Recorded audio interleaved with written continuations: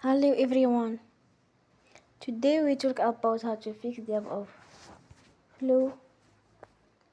Do we go to settings?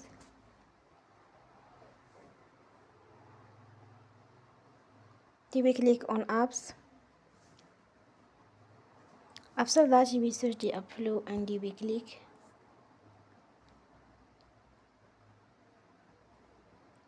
You will on for stop.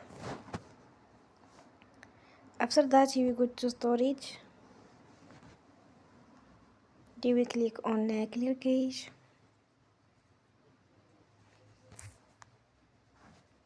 You will go to Play Store and you will update your app. Don't forget to support us by like and subscribe.